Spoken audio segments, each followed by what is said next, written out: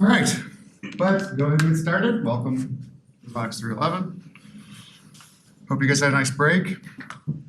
I thought to not have a lecture on Tuesday. That was awesome.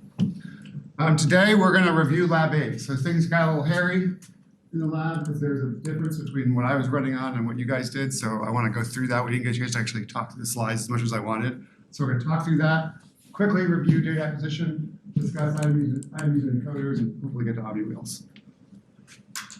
Cool.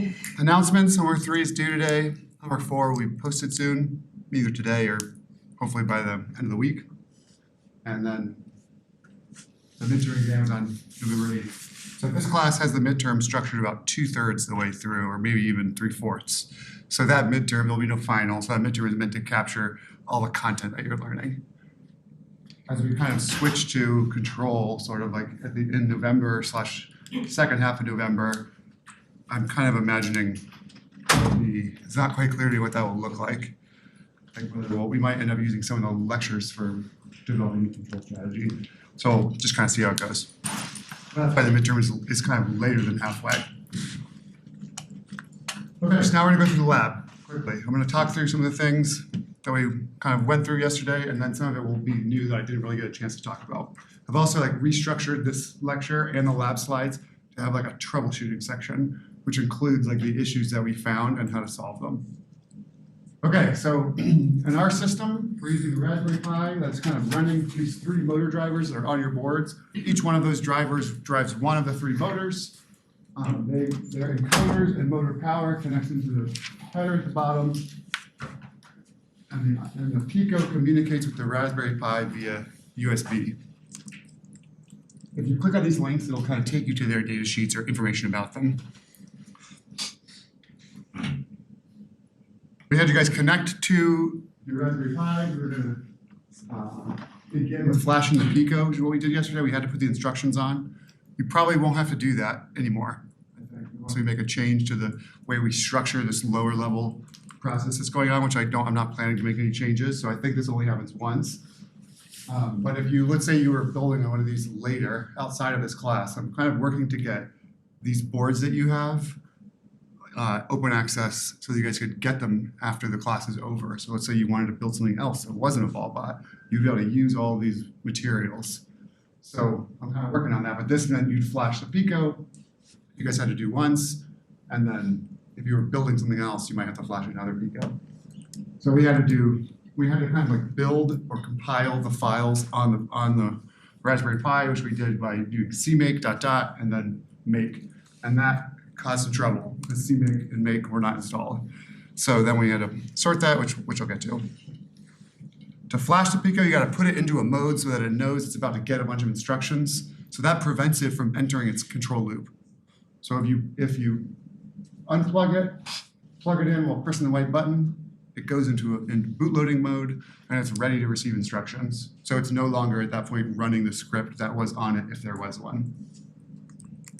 To actually flash it, we do /Pico load, and then give it the device name, which is /dev/SDA1. And that SDA1 can change if you unplug it and plug it in. It'll rename it just like it will with a USB port. And then if the compiling worked, you'll get this loaded UF2 and without errors, and that means that it worked. Then you would see the Pico disappear from your /dev folder. It would no longer be present. So when you put it in bootloading mode, that's what cues it to be recognized as a port. So let's go through some of the troubleshooting issues we saw. So if cmake or make wasn't working, we did these different commands, which both provided the different files cmake, but also gave it the cross-compiling ability of GCC. And then when we were running Pico load, if it didn't have a folder called mount/mount Pico, it would give you an error, so we said to make that. But once that's there, everything should have worked. So this was kind of one of the major issues we solved, and thanks to the people in class who helped me solve that. Actually thought we got through that pretty fast, given that everyone's stuff was broken. So I was pleased that we were actually able to continue. Okay, another troubleshooting issue This is the issue. If you plug your Pico and plug it back in, it might rename that port, so it would give you an error if you tried to do SDA1. So we would rename it, for example, if you unplug it, plug it back in, it'll rename it SDB1, then SDC1, then SDD1. And you can always see all the devices connected to your Raspberry Pi by just looking in this folder, /dev. So you would do cd/dev ls. It's going to show everything. Then you can look to see. So here is the port renamed as SDB1. Cool? Pico load is a bash script that we wrote. And it just shortcuts some of the commands you have to enter. This is another issue that a few people had. When they were trying to run the sensor read demo, they would get an error that said, error number 2, no such file or directory, when I was looking for TTY-AMA0 or ACM0. That is the serial port that communicates from the Pi to the Pico and back. So that serial port has a name. They're usually named in this way. In Linux, they're named TTY-ACM something. So some of you, I think it starts with ACM0. And for some reason, some of the ports named ACM1, TTY-ACM1, so you have to change that. The way that you can find that is by editing it in this file, protocol.py. In this file, there's the name of the port. So if you got an error number 2, it's because it renamed it to a different number, for example, and you have to change that. So if you change this from ACM0 to TTY-ACM0 to TTY-ACM1, that should have fixed that issue, but you do have to reboot the system. So we didn't reboot it, which is why I think maybe that didn't work. But you have to reboot your Pi. So my guess is for those people that have that issue, if you just rebooted it, it would have worked. Let's say you want to know what is the name of your port. Where can you find that? The actual name of the port. You want to verify what you put here. Let me zoom into that so you can see it. So this is that file. This is protocol.py. It's in this location. Where would I find this name? Yeah. Devices. In /dev. So just like we looked at that for the previous command, it would also show, instead of SDA or SDB1, it also shows this. It also shows this information. So let's say we go back. I wonder if it's there.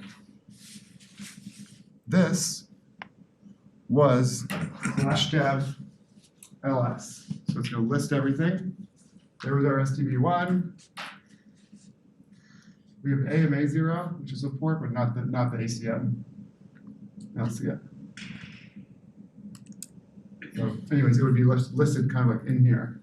That's how you would know.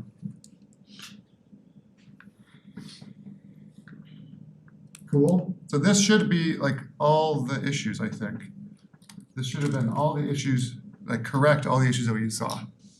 So if anybody is not able to run either the IMU data collection script or Floppy Pico, here's the place to look to correct those issues. And if you're still having problems after you do this, let me know. Okay. And we talked about kind of what's going on in this loop. So when your Pico is booting, it's going to run this loop. And here we want to say this is actually the loop for the Raspberry Pi. So the Pico is collecting data, sending it back over the Raspberry Pi. Raspberry Pi is running a loop. That loop we've specified to run at 200 hertz, which is the maximum frequency that the IMU can send data. How many of you ran the sensor read demo? Do you remember when you Control-C, it quit, and it gave you some information at the bottom? Do you remember what was in that information? If you Control-C, it printed out some stuff. Yeah. There was some error, I feel like. The error might just be the Control-C, but then it exits and prints. It was it said something about an error percentage of the IMU, but close. That's real close. What it tells you is its loop rate, and then it tells you the percent of time that it was sleeping, which might be what you're talking about. So it tells you there's a percentage of time that it sleeps, So it's running at 200 hertz, but the commands we're actually asking it to do are only a small fraction of that time. So then for it to continue running at 200 hertz, it just sleeps at the end of the loop. Does that make sense? So it's running at 200 hertz, 50 milliseconds or something, 5 milliseconds to do all these commands. The actual commands take a very small amount of time, then it just waits. It also checks to see if the loop index is 1 and then calibrates the IMU. So the IMU, when you first start it, should be flat on a surface. It's going to look at the gravity vector and say, okay, like this is down, essentially is what it's doing. So once that's done, then you can pick your ballbot up and place it, and it's fine. But it's going to do this every time you run it. It's going to calibrate for about 10 seconds or so. The data that we collected is read from states, and then in that file it sort of constructs a matrix called data that we then save. So if we were adding motor control to it, we would add that kind of like here. We would collect data from states, we would manipulate that data, try to understand what we need to do to orient the ballbot and make a balance. So those commands will kind of happen here in the loop, and we would still construct our data matrix and continue. This is correct, they're both in radians. That's right.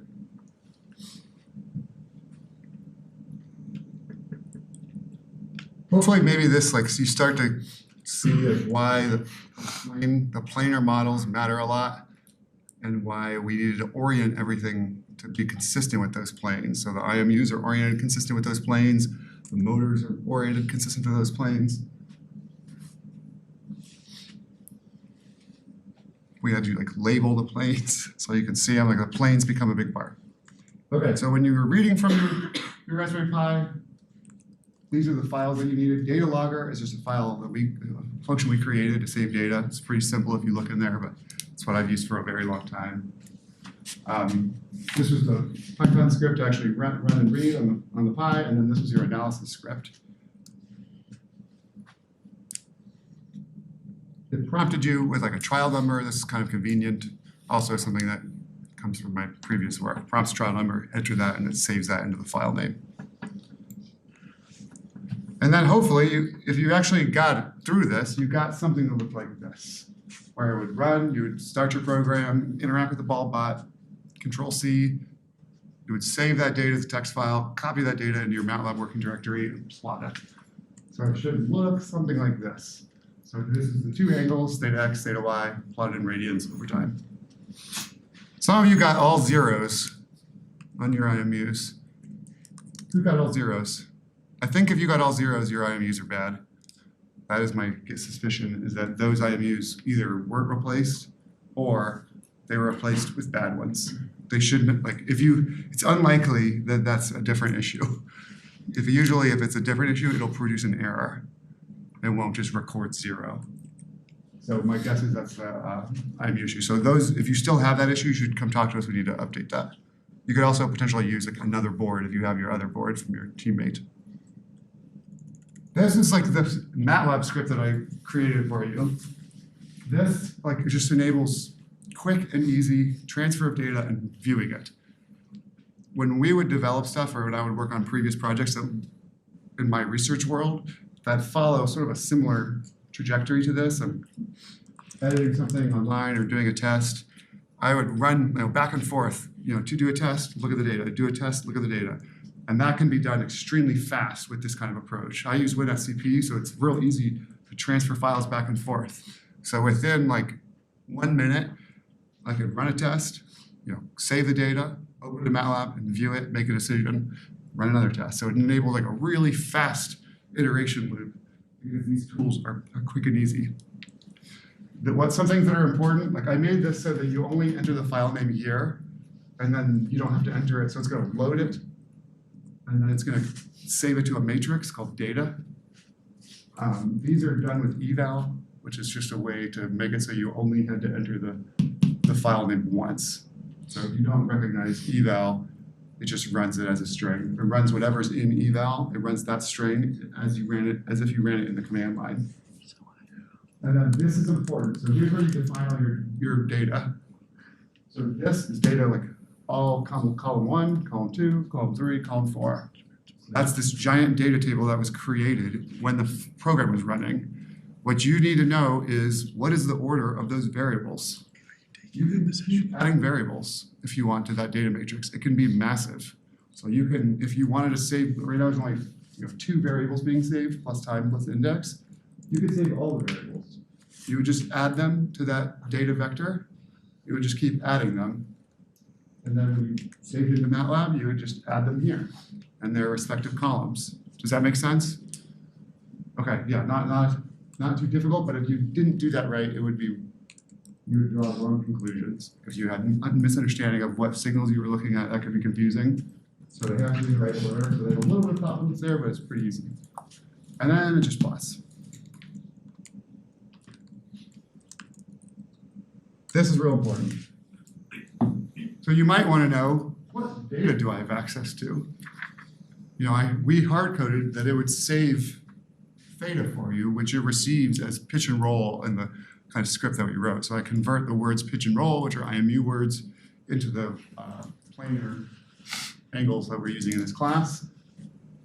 The different types of data that exist are all inside this file. This file is called message defs. So this is a file that the Pico and Raspberry Pi use to collect the data and name that data. So you have access to motor 1, motor 2, and motor 3 duty cycles. We're going to come to that. That's how you make it actually move. Time step, then theta roll, pitch, and yaw.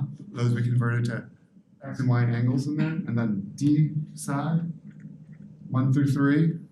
That's the angular velocity of the motors, really of the output of the wheels. No, probably the motors. And then psi 1 through 3, angles of the motors. So those are coming in through the encoder. Some of these coming from the IMU, all the motor information comes in from the encoder, and then this is PID control information, which we'll get to. So if you wanted a variable, let's say you were doing something, and you were like, how do I access that variable? You would go into this file, you would look at its name, and you'd use the states command that's in the Python function where just copy the syntax of how we're getting roll and pitch, copy that syntax, but change the variable to the variable you want and save it in the data matrix. That's all you have to do. Yeah. I was just kind of like poking around like the Pico code as well. Like, did you guys make the comms library or was that already a thing? The comms library, I think, was partly made by us, Billy Center, and partly previously developed as part of the MBOT. We kind of took what the MBOT, like robotics class, grad classes had been using, and we built on top of it and kind of changed it some. Okay. So they use some of the same parts, certainly the same boards, but not necessarily, I don't know that they do the communication like we do, how we structured it. So the Pico is just collecting data and sending it. I think that that's specific to this class. Cool. Anything else? Where do you find like the variable names? What is the name of that function?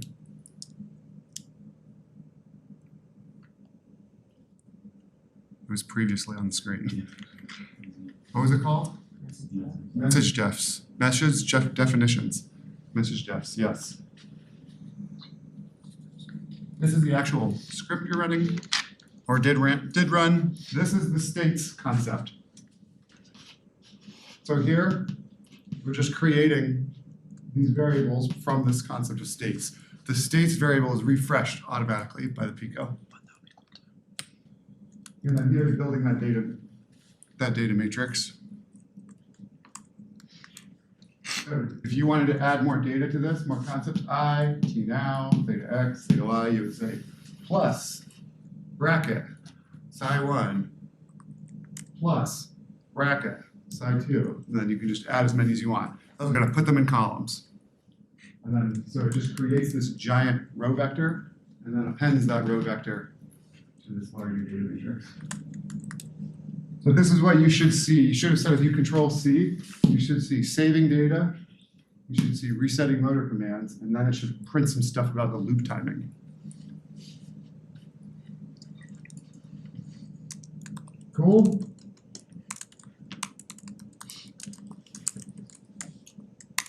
Okay, that's all I got on the lab. So hopefully, so if you you did not get all the way through that lab, you gotta do that by next lab. That's very important. Like right now, people are, probably 70% of the class is sort of like, 65 to 70% of the class is kind of like at one place, and then the other kind of 30% are kind of like set back about a lab's worth, I'd say. So like if you are not if you have not, or we're not able to run all of that, plot your data, everything worked well, you feel good about it, then you should do that before next lecture or next lab. Was there a question? No. Okay, now we're going to go back to actual lecture content. We're doing data acquisition, sensing, and mechatronics. Okay, so this we kind of talked about last time, but a super important part of robotics is collecting data. We have to collect data to understand what's going on so we can interpret it and make decisions. Well, in the ballbot project, we're getting two kind of pieces of data, lean angle in multiple dimensions and ball rotation in multiple dimensions. We're going to get that from the IMU and the encoders. There's two types of data acquisition, analog and digital. Analog is older school. In fact, like when I was an undergrad or grad student, it was all everything was analog. Or at least like 90% of things were analog. Now I'd say 90% of the things are digital. So now like everything's digital. Digital is another way. And instead of sampling an analog like voltage, continuous voltage over time, some intelligent integrated circuit understands what the actual sensor value is and sends that over a communication bus. So there's no, at least on our side, on the output side of that, there's no interface with a data acquisition system or an analog to digital converter. Okay. So this is the standard kind of flow for analog systems. Most of the concepts of data acquisition are defined kind of in the analog world, so that's why I wanted to show it. So you start with the physical system or process. That would be something we want to measure, the wheel speed of something, or its angle, or force, or its orientation. And then a transducer is going to convert that into a voltage, a physical process into a voltage. There's usually some signal conditioning that goes on, filtering, that kind of thing. Then it gets converted to a digital value using an analog to digital converter, which is then sent to a computer or a Raspberry Pi. There are kind of three attributes that really mattered.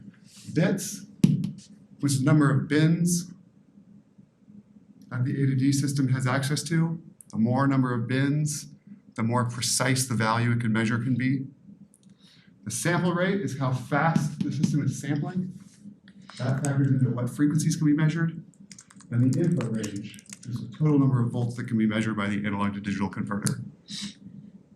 What is our sample rate in the ballbot? 200 hertz. And why is it 200 hertz? Yeah. The IMU can only pick up at 200 hertz. The IMU is maximum speed that we can read from the IMU is 200 hertz. Yes. This tells us the resolution, so like number of volts per bit, and it's our range divided by 2 to the bits minus 1. How many bins are in a 16-bit analog to digital conversion system? How many bins are in an 8-bit? Or what's 8-bit?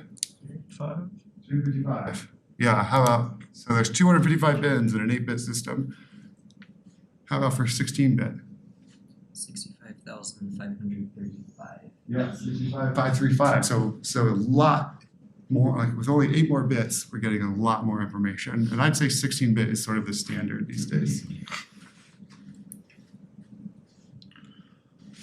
Oops. Okay, this was like converting back and forth. Yeah. I just have a question about that last slide. So, like, are the amount of bits and, like the range of values of voltage and like the amount of bins, so those are unrelated? Like, so then does that mean like the number of bins, that just means like the amount of like decimal points that go down can just be larger? Because you're saying it's like allows for a more accurate number. So like if you were like reading the voltage of something that had maybe like the 255 bins versus the 6, like what But from like the same sensor, like what would that look like? Yeah, so if you think like, if we have 255 bins, let's say like there's the voltage range is 255, and we have like 1 volt per bit, yeah? So what it's gonna do is basically find the closest 1 volt per bit location in this 0 to 255 to match the sensor reading. So there's gonna be some change there. So it can't give you the actual value, it can only give you like what it's closest to in these bins.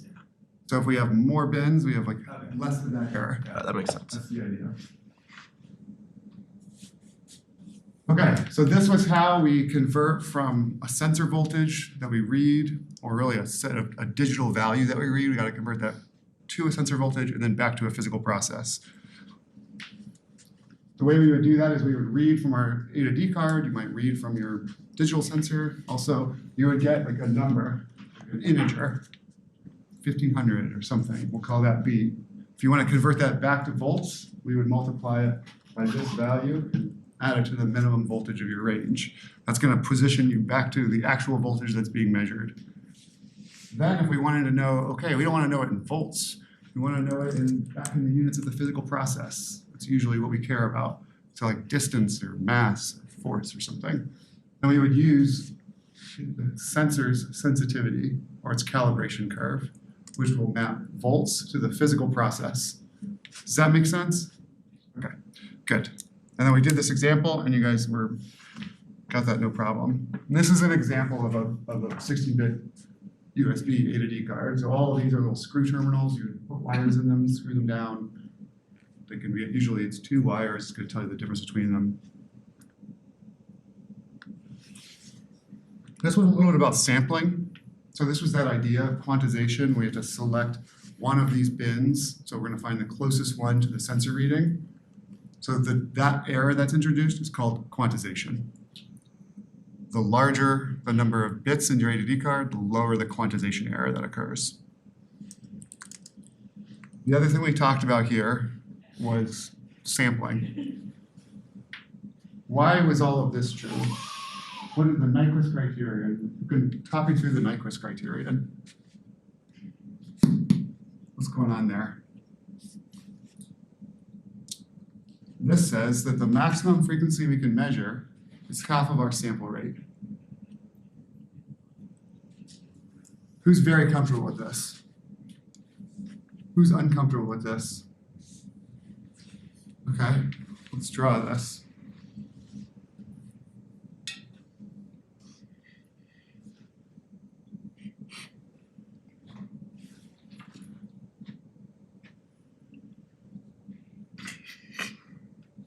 Okay, so if I'm measuring at half the sample rate, I can get points that look like this.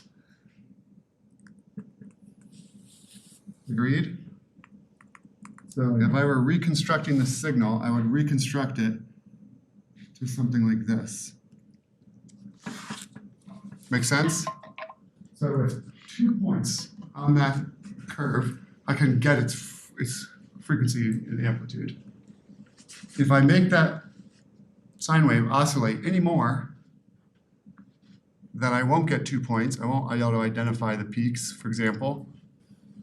And in fact, something bad happens. But the first thing is that you would understand this. You really want many points per sine wave. So you have a clear picture of that sine wave. This is worst case scenario. The sine wave is really fast. We're only getting 2 points, but we can still reconstruct it in a pretty terrible looking sine wave. It looks like that. But it's still physically or theoretically possible. Any higher frequency, we get less than 1 or less than 2 samples per period, and you start to not be able to reconstruct it. What happens if you, what's the danger of that? Yeah. It starts to look a different wave than what it actually is. Right. So if we start to sample it and the frequency keeps increasing, and we aren't able to sample more than 2 samples per period, what will actually happen is there'll be some timing associated with the period, the phase shift of the sine wave and the sampling, such that it begins to look like a lower frequency signal.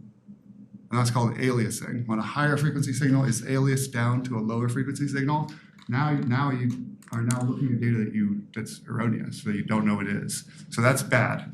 So the way we get around that is by having usually the sample rate being really high, as high as we can make it.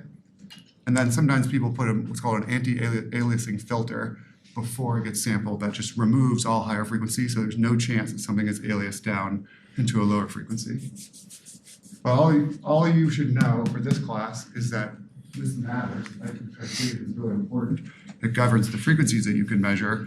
And then in today's world, typically frequencies are so fast that it's not as big of a problem anymore. 200 hertz, for example, is really slow that we're doing for this class. So this is still super important, but I don't know that you're likely to run into this. Like if you were continuing to work on different projects, you probably would be totally fine. If you were trying to measure something really high frequency, this would come into play. We were trying to measure, so like have you guys ever felt a motor and you spin it and it sort of like makes kind of a, if you spin it, it's called cogging torque. So we were trying to measure that one time on a really high pole count motor, which means if it's spinning, we're seeing like a ton of those little oscillations per rotation. And we couldn't measure that because it was just, we couldn't get it such that it was low frequency enough to actually be recorded. So that's, if you're dealing with something extremely high frequency, then this would play a bigger role. Usually the robots that we would build, maybe for concepts that are applicable to this class, probably won't be dealing with super high frequency signals. Okay, digital, this was a little simpler. It was just that the physical process is sampled by a digital sensor and it does all the work for you. Packages it into a digital value and you can read it, and it reads as an integer. So all of this ends up being governed directly by the sensor. There's no analog voltage ever output. Then you just read this sensor via digital communication, USB, I2C, SPI, something like that. Nyquist and sampling still apply. Your IMU fits this category. This is an example. So instead of your bits, your resolution being defined by your voltage range and your number of bits, it's defined by a property of the sensor itself. So the sensor will have a number of bits associated with it. This is an example. It has 14 bits. It measures 360 degrees in encoder. So that has a fixed resolution associated with that at 0.02 degrees per bit. Digital communication, here's a few examples. Most common would be I2C and SPI. I think I'm going to try to go over those next lecture. At least a little bit, so you guys have a little understanding of what those are. And then programs, this part is real important. So now in order to use a digital sensor, you need a piece of software. You need a piece of software to like actually do the asking. So send me your data. And then you need a piece of software to interpret that data when it's returned. So it has to, usually it's, send a long message. The message will contain many things, one of which is the actual data payload that you're asking for. And then sometimes that payload has to be manipulated. Sometimes it's sent across two variables. They have to be combined and added. So you need there's usually a piece of software that's been developed to do this. It's called a driver or an API, and it does the low-level communication and unpacking. So this, we're going to talk more about in a second. Does that make sense? So you don't need an A to D card, but you do need a piece of software called a driver. Almost always, if you're working with a Raspberry Pi and a common sensor, you can find the driver online. Someone will have posted it, which is what we do. I try really hard not to write our own drivers. They're really annoying to write. Okay, now we're gonna actually get into today's lecture content. It's 12:30. We're doing good. Okay. There are many different types of sensors in robotic applications. Like we talked about, these sensors are going to convert a physical process into a digital value. Using these sensor characteristics, convert back to the actual physical process. There are many types of common sensors. The first we discuss is an inertial measurement unit. This tells position, and orientation information.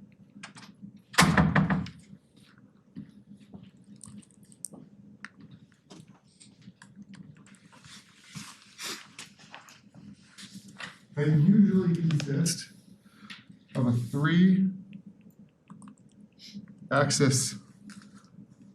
accelerometer, 3-axis gyroscope, and a 3-axis magnetometer.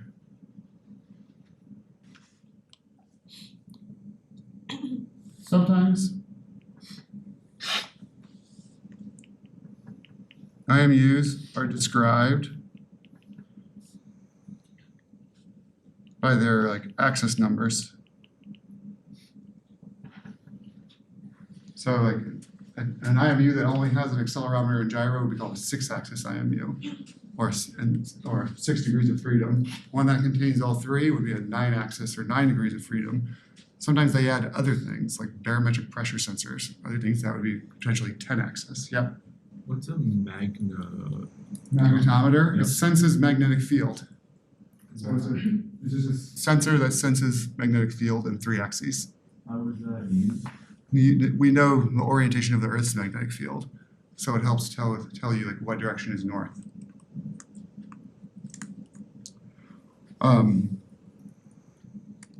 So IMUs, who could think of what's the most common location for an IMU or an IMU you interact with on a daily basis? Yeah, in your phone. Now, what is it doing in your phone? What does it do? When you switch YouTube to It's looking for gravity. Yeah, so it has a IMU and then an internal motion processing engine that's trying to remove all the other accelerations, just look for gravity. Yes. The other sensor that we're going to talk about, is encoders.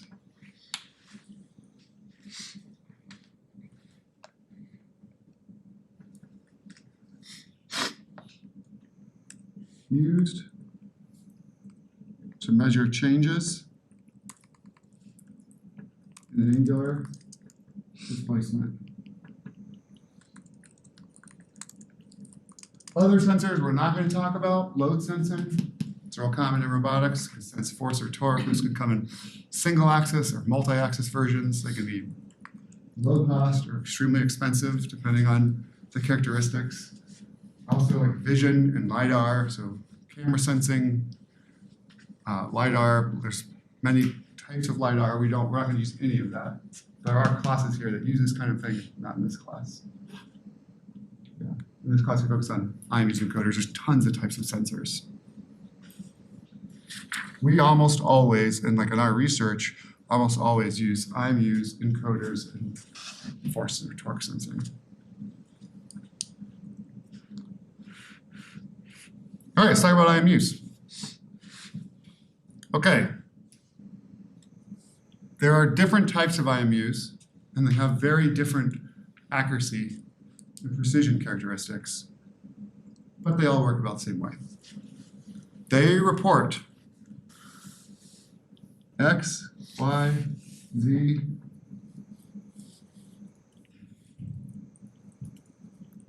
accelerations, and angular velocity. This information can be fused potentially with magnetometer information to find the global changes in position and orientation. Most IMUs, so an IMU being a digital sensor, it's going to have a little onboard processor. Most IMUs can scale their range. So just like in an A to D system, we would change maybe the voltage input range, that would affect the resolution. In these digital sensors, you request a change. So you would communicate with it and say, I want you to change your range to be this amount, maybe plus minus 1 G or plus or minus 10 Gs. So it's going to take whatever number of bits it has and scale it over that range. So they almost always have a way to, it'll come with something by default, and the driver or API would usually be able to change that if you wanted to. You would see saturation if it was too low. So most IMUs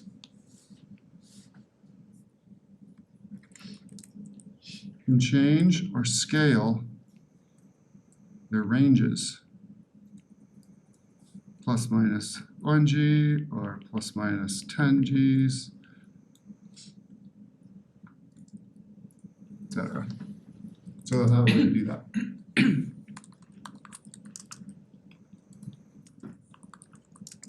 This is similar.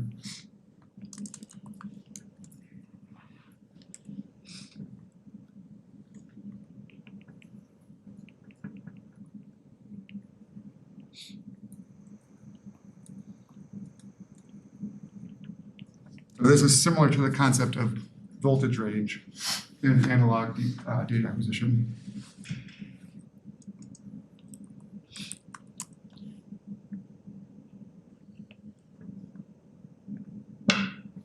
These are just different IMUs that I found.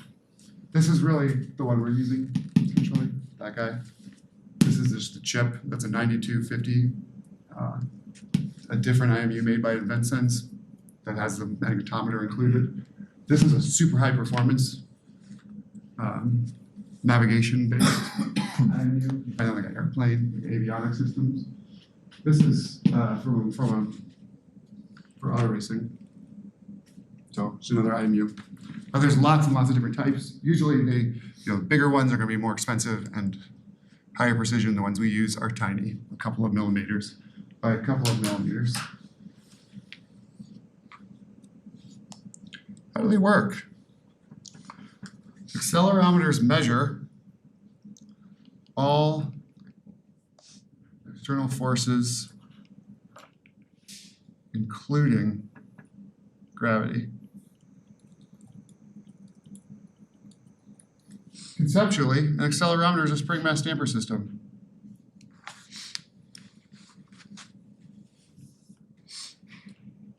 Looks something like this, conceptually. We have a mass on some sort of elastic element, we can sense its change in position. So this is inside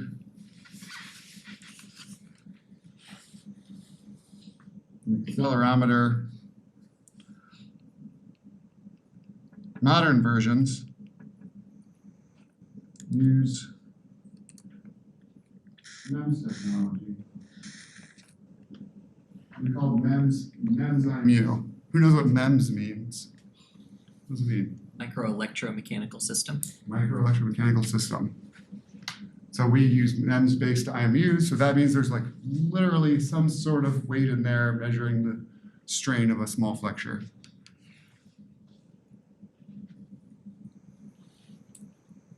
So force is applied to this mass based on the damping elasticity of this element, and then we can use that information to back out the acceleration on that. So it's at zero velocity or steady state, the acceleration of this system would be what?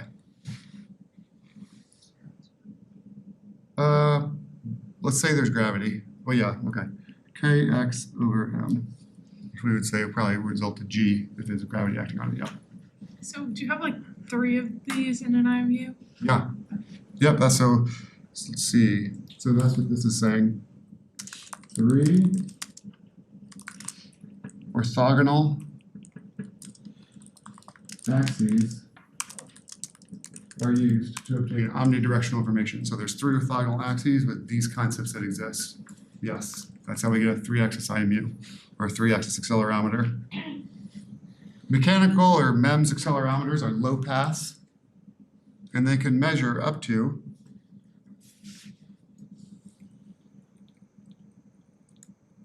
500 hertz.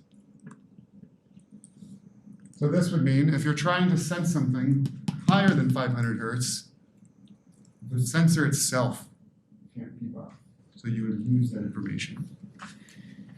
This is different than the concept of sampling.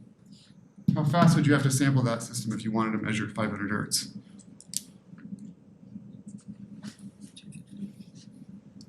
What? If I want to measure 500 hertz, how fast do I have to sample this? So this concept is different than sampling.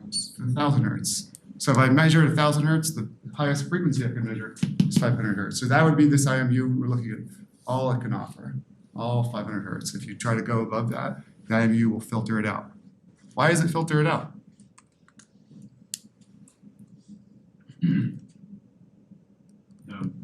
it's just the way a low pass filter works, it only allows for the lower frequencies to go through. That's true.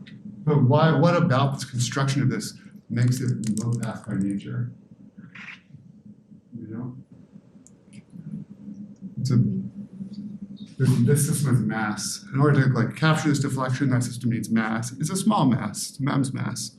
But that's enough to add its own dynamics. So at some point, at some frequency, the mass is not going to keep up beyond sort of the natural frequency of this little spring mass damper system. Okay. MEMS, gyroscopes,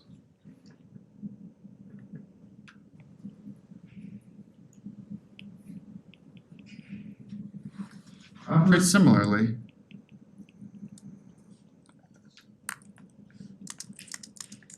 How could we, if we were gonna, let's say this is our mechanism of action. Say we got really good at building these tiny little MEMS versions of these. If we put them in 3 orthogonal axis, we're gonna get acceleration information about 3 orthogonal axes. How could I take this and use it to get rotational information? Yeah. Potentially if you know like if you have like your XYZ potentially and then certain like force information from these and those different axes, you can create like vectors in the direction of those forces and then potentially find angles like that separate like those forces, and then from there I guess you could get some certain orientation information. I think what you're saying is likely true. I'm looking for like I want to get like what can we do to this? How can we orient this to measure angular velocity? Yeah. Use some sort of torsional string instead of a linear one.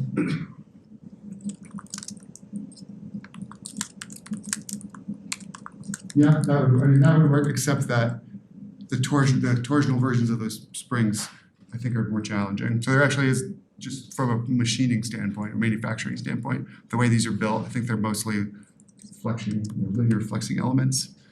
It would be like put it along the radius. What if we put these along the radius, something like this along the radius, then they're gonna move out and in based on what? The angular velocity. So then the angular velocity begins to drive the signal, whereas this is actually driven by acceleration. So you orient them along the radius, the force applied is gonna be a function of its rotational velocity. They operate similar. They use the vibrating mass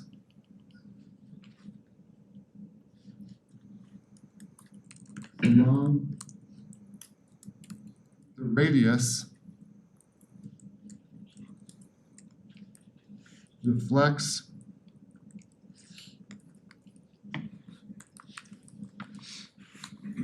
according to angular velocity. So accelerometers give you acceleration. Gyros give you velocity. So they're separated by a derivative. So that's important. They're generally called rate gyros. So generally, IMUs will give you acceleration and angular velocity. The angular velocity comes from a rate gyro.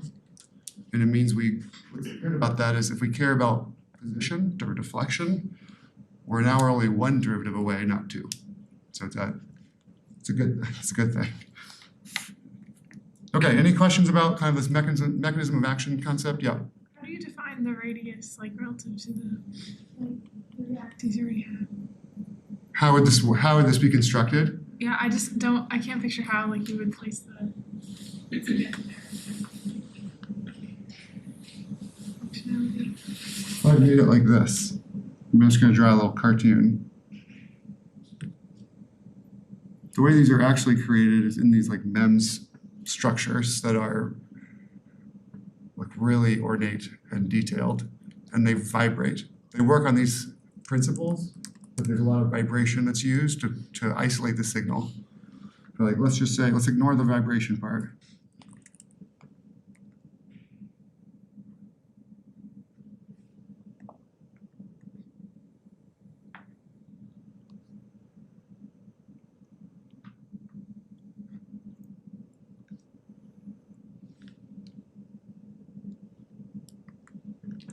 So something like this, as it rotates, those red dots are gonna go out and in.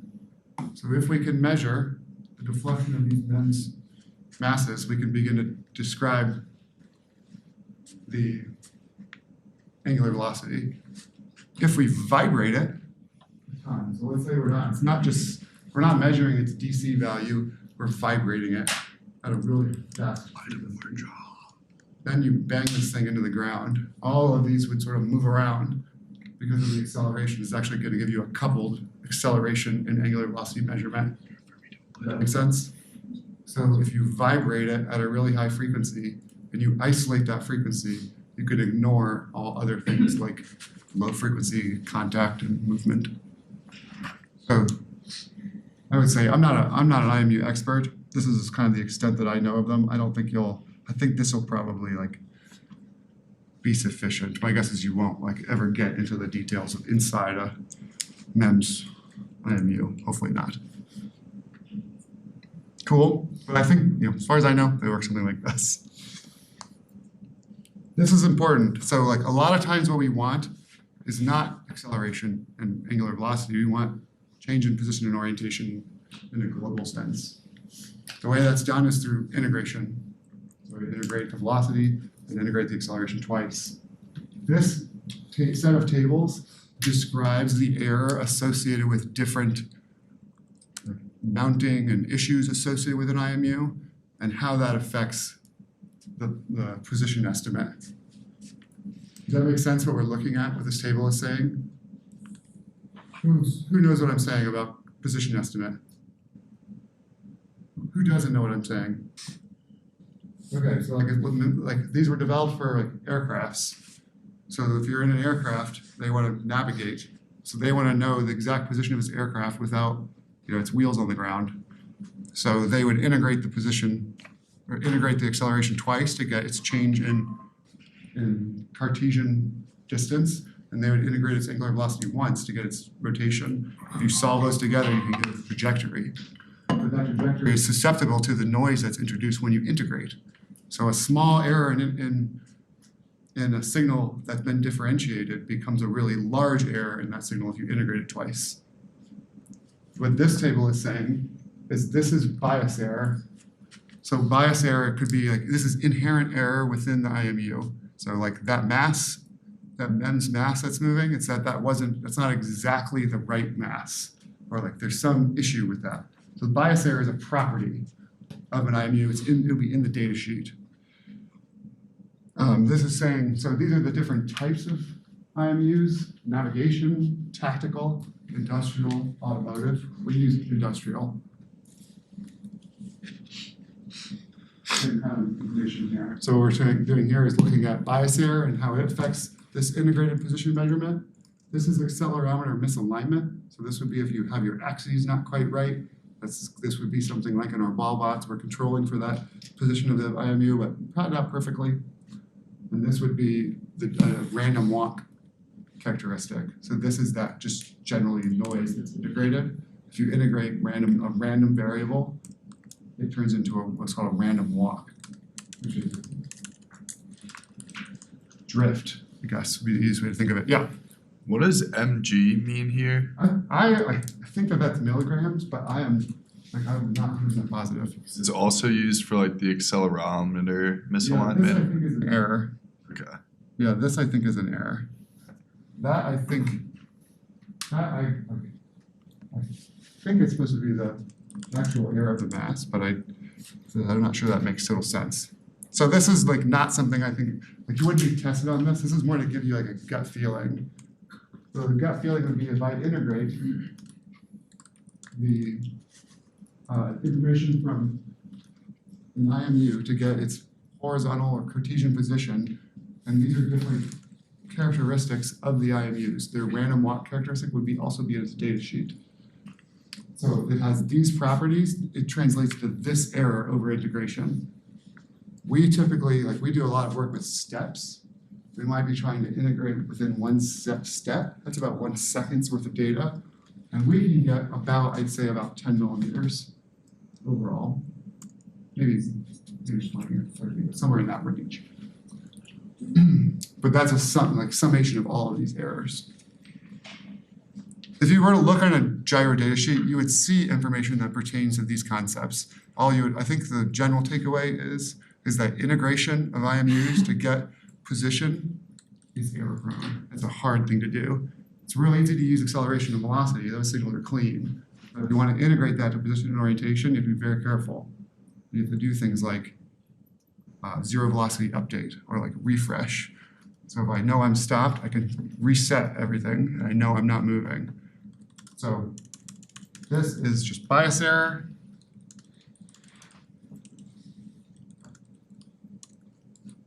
Maybe error in mass. But described in the data sheets. This is misalignment error.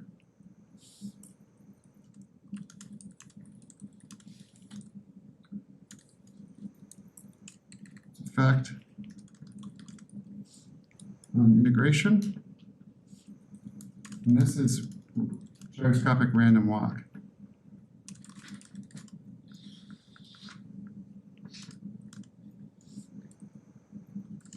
And its error.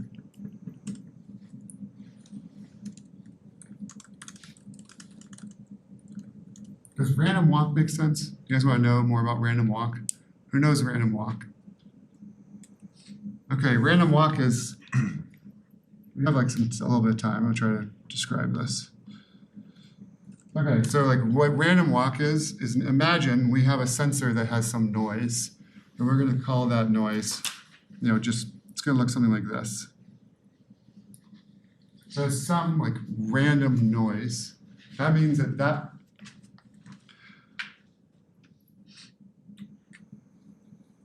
this would be like a random variable where every point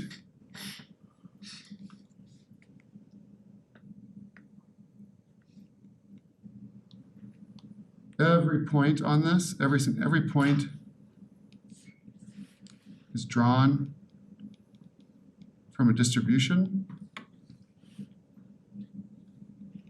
So let's say like this would be a random variable sampled over and over and over again. So it might have some profile that's sampled like a Gaussian. So you would end up with like just a random variable sample, which becomes a random process. So this would be a random process that's got some amplitude based on its noise characteristics. Now what happens if I integrate this? Yeah. Does it get like kind of bigger, the amplitude? So like, let's say it is a Gaussian. Let's say that Gaussian, so now what I'm saying is this, every point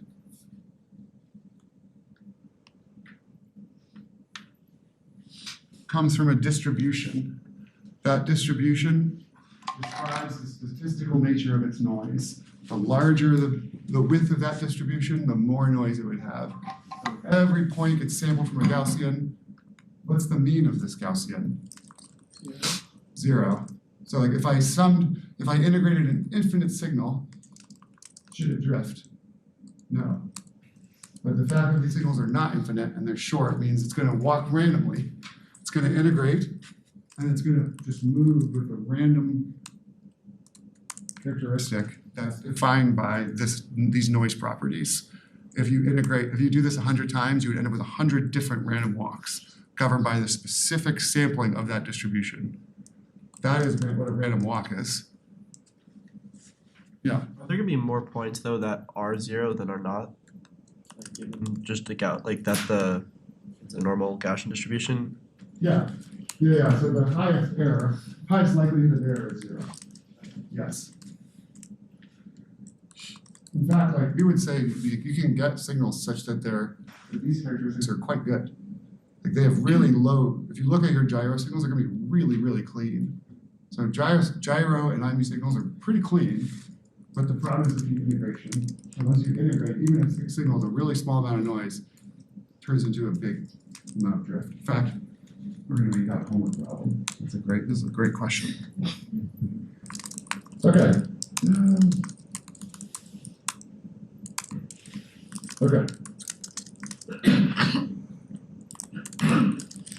This kind of gets at what we were just talking about. So we're using an MPU 6050 knockoff. Those are made by InventSense. What's really cool about this is you are not accessing its angular velocity and acceleration. You're accessing its global position and orientation. And that's because on board that IMU is something called a digital motion processing engine. So that fuses the accelerometer and gyroscope information, does the integration, and provides you its best estimate of this information. Why is this hard? This is sort of what we were just saying. We only know acceleration and angular velocity.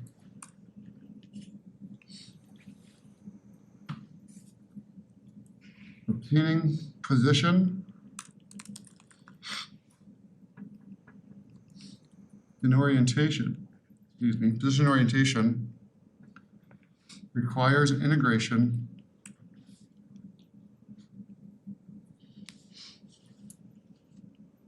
which causes drift.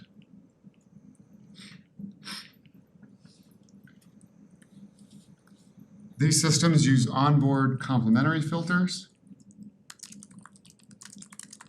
and common filters to fuse accel velocity information. So this means that technology has progressed sufficiently that you guys don't really need to worry about this. So the IMU does it for you, which is awesome. If it didn't do this, we would not be able to do this project. This project depends on that. So that's pretty cool. Okay. Yes. What's the first word on that last line? Complementary. Complementary filters and common filters are ways of fusing data together where they have different levels of confidence or reliability. Cool.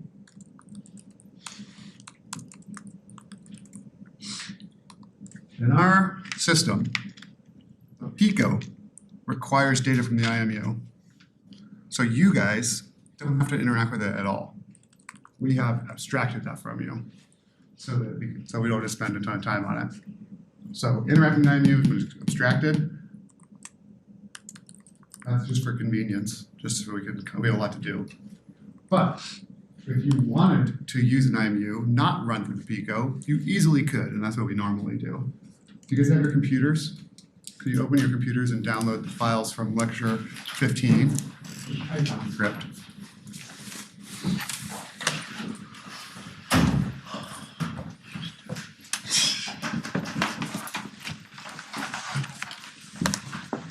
So you should go to Canvas files use a lecture 15, MPU 6050.py.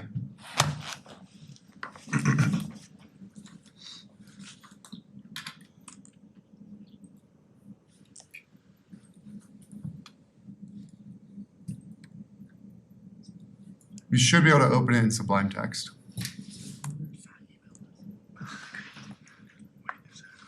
Everybody doing that? Awesome. Okay, let me just show you.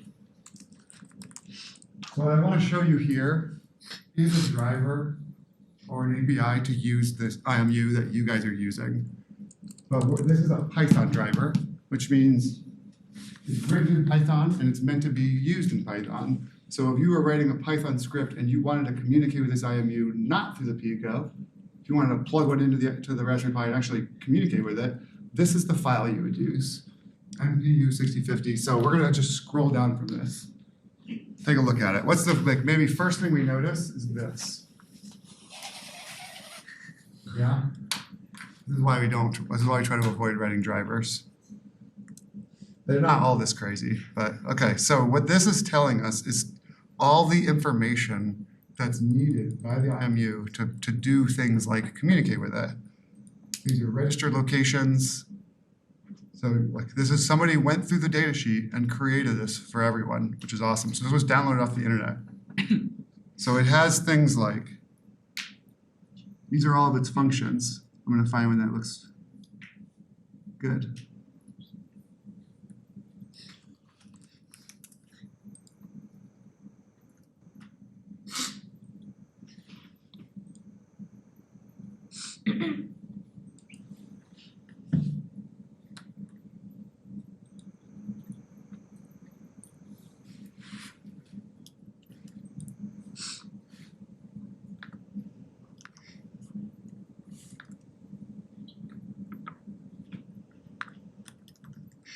Okay, so if you guys scroll, ooh, this is hard to see.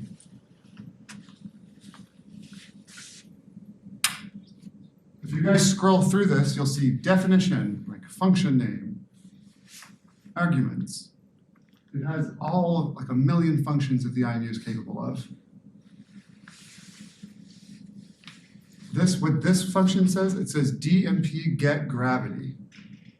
So this is going to use the digital motion processing engine. It's going to use its understanding of gravity, and it's going to return data. It's going to return this. If you look through this library, there's tons of things you can do. It will identify if it's free falling, and in return, I'm in free falling right now. So if you wanted to like track something, if you wanted to drop something and before it hit the ground, it did something. You know, these kinds of things can be used. There's tons of built-in functions. So it can return to you the actual acceleration and angular velocity information. It can use the DMP to convert that into global information. And all you have to do is download this API and use it. Yeah.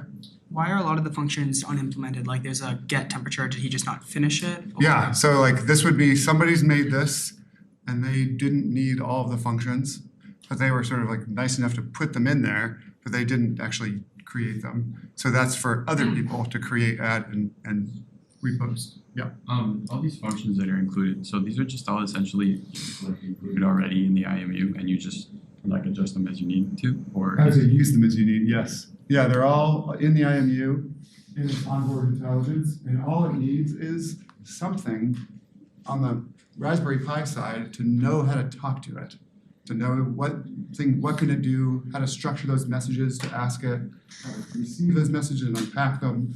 So all of that's defined in this script. So pretty neat. So this is what when we say a driver or an API, a software driver or an API, this is a software driver. The functions are the API, application peripheral interface. Does that make sense? So this is just to give you a feel for like how it would go if you weren't using the Pico. But we have done all of this for you, so you won't actually use this or interface with the IMU at all. But you could. It would be not hard.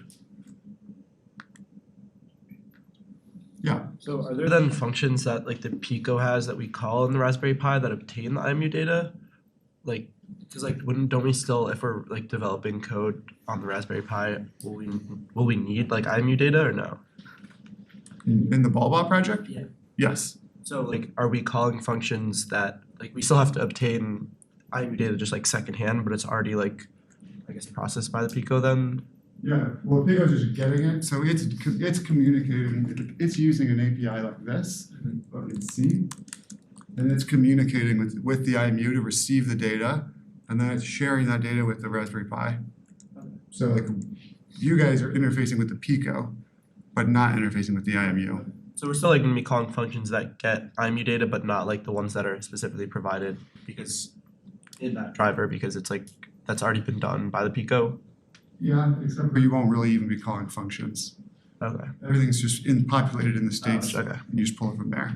But otherwise, like if we hadn't done it this way, the answer to that would be yes. But the way that we have structured this class, you do not interface with the IMU at all, just to make it easier and faster. So like while this is like pretty straightforward and commonly used and everywhere, there is kind of a learning curve / debugging process, as you guys saw in lab.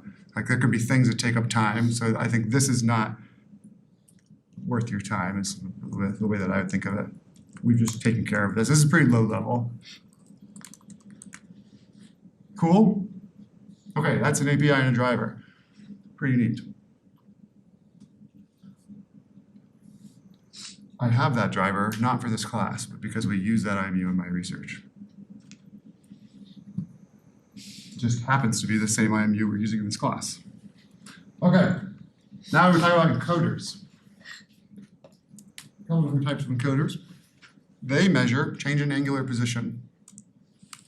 Extremely common in robotics. They're often required for low-level motor control. So to control a motor, a brushless motor, you actually need to know information about the motor's orientation. So they're essentially always included in robotic applications. So encoders are everywhere. There's two categories of encoders. You know what those are? Anybody? So yeah, if you have it, yeah, do you know? Is there a mechanical one and then one that uses like light that shoots light through? Yeah, those are that's what I'm putting that under mechanisms. Okay. So, but that is true and something we will talk about. Not what I mean by category. Yeah, Absolute and relative. absolute and relative. So relative encoders, they only tell you the distance traveled.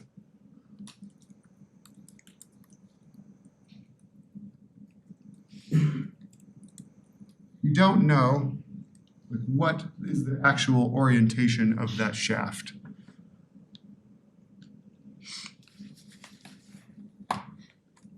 No global orientation.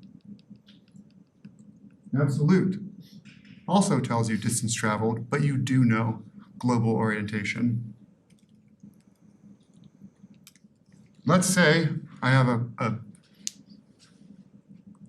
if I have an absolute encoder on a shaft and I spin that shaft, turn the system off, turn the system on, spin the shaft, turn the system off, spin the shaft, turn the system on, spin it, like an absolute encoder will always align. It is the global angle of that shaft. It doesn't matter when it's turned off and turned on, like it knows its global orientation. You could imagine like it knows where gravity is, for example. Relative encoders don't know that, so it would just, whenever it wakes up, it's going to think it's at 0, and it's going to measure changes from that. It's just going to keep track of those changes and tell them to you. So absolute is distance traveled plus global orientation. There's many different mechanisms that encoders use to operate. Optical, magnetic, Hall effect,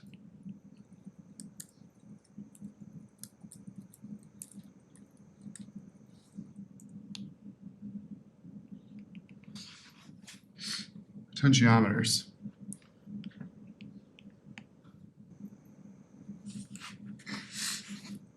Optical is very common.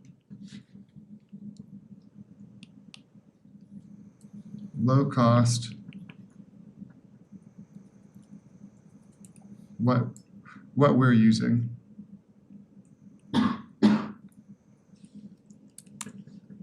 Magnetic, also very common. Lowish cost. My favorite. Hall effect is common but very low resolution.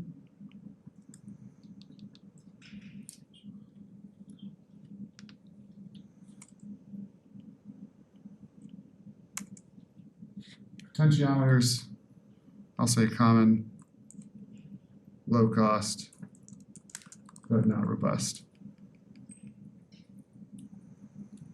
They don't usually see those much anymore. This is what we're going to talk about. We're going to talk about optical and magnetic. Optical because that's what you guys are going to use, and magnetic because they're very valuable. Optical. Optical encoders use light through a disk where that disk has opaque sections of it. So they can be, usually they're cut with a laser, honestly. Usually cut with a laser cutter, so it'll be a little disk.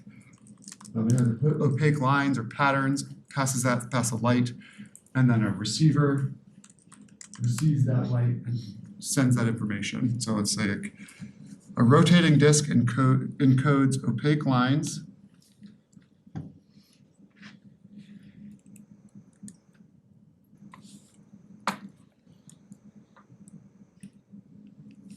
or patterns. When rotating, a photodetector senses that pulsing light. That information is then converted and sent out as your encoder signals. So your encoder signals are going to look like pulses. Usually, the information being sent out is sent as both its signal and its digital opposite, called something bar. So we'll say this is A. So this is when light passes through. This is when the slit is opaque, so no light passes through, etc. So you would see A often, like a signal called A that's coming out of your encoder, but also a bar, which is its digital opposite. Those are often used for kind of high signal-to-noise ratio sensing of these signals. So this was signals A and B bar. The pros to this is they can have really high resolution. They're very, very low cost. They're resistant to magnetic fields. These are kind of probably the most common encoder. They are generally relative. So all they can see is the light changing. They don't usually know where they are around this circle. So they're generally relative, unless sometimes there's a mark that passes that tells it to, I forget what that's called. We know what that's called. It's like an alignment mark or something. Sometimes there's a mark in the disk that lets you like find some version of a global understanding of its position, even though it's still a relative sensor. Yeah. What's the point of sending the A bar? What Yeah, good information does question. it add? I think it's for this. I've never actually looked into that, but I think it's for this reason. A lot of important signals in robotics and machines in general are sent through a line-driven circuit, which means it interprets a voltage between these two lines. So you essentially get twice the signal-to-noise ratio for one signal. So it's common. Sometimes I see this in things that aren't encoders. Yeah. Do absolute encoders like have to have some sort of onboard like mini like computer or something that stores that value of like the previous last position in order to then calculate like the absolute? Good question. The answer to that is no, not usually. The way they do that is because the physical process itself is absolute. Yeah. How does the encoder like know which direction? So like to increment or decrement? That is a good question. Does it need like two I'm like gonna wait and talk about it. There's something called quadrature. So I'm gonna wait and talk about that. That's not in these slides. Alright, that's what I thought. There Yeah. Direction comes from a different concept. Okay. We have 2 minutes. I'm just gonna try to tell you about magnetic encoders. They're essentially a magnet and a precision Hall effect sensor. And that's all it is. The magnet is diametrically magnetized. So when it spins, it's spinning a magnetic field kind of around that Hall effect chip. And it can measure position and orientation or position in a global sense because the magnetic field is what governs that signal, not light. So that's why it's absolute. The magnetic encoders sense the change in the local magnetic fields. That's how they detect their rotation, typically using the Hall effect. A magnetic encoder will have a specific distance to that magnet. It'll give you a sensor and a magnet. And that magnet will have a required distance to be away from that sensor, such that the magnetic field is in its operating range. Its pros are it can be very high resolution, absolute, low cost. The cons would be that it's susceptible to magnetic fields, but I don't usually see that as an issue. The magnetic field from that magnet, a couple of millimeters away from it, is pretty strong. The ones that I use are this AS5048, which has a link there and link here. The one thing about these types of sensors that's kind of special is that the outputs have many forms. So for example, like the optical encoders, you're gonna look at A and A bar. The signals are gonna be a bunch of pulse trains. This kind of encoder, the signals can take on many different types. Sometimes they can like replicate pulse trains if that's what the system is expecting. You can also output sine and cosine signals. It can also output digital values. So you just query it and it sends you a digital number. This particular sensor is 14-bit. So they have many forms. Oh man, I just lost my pad. Many forms, sine and cosine, pulses, digital values, and that's cool. It gives you a lot of flexibility. So like depending on what you are interfacing with it, you can set those signals to be sent in a way that is helpful. Okay, this is where we're gonna stop. I'll see you guys next week. Look out for the homework assignment.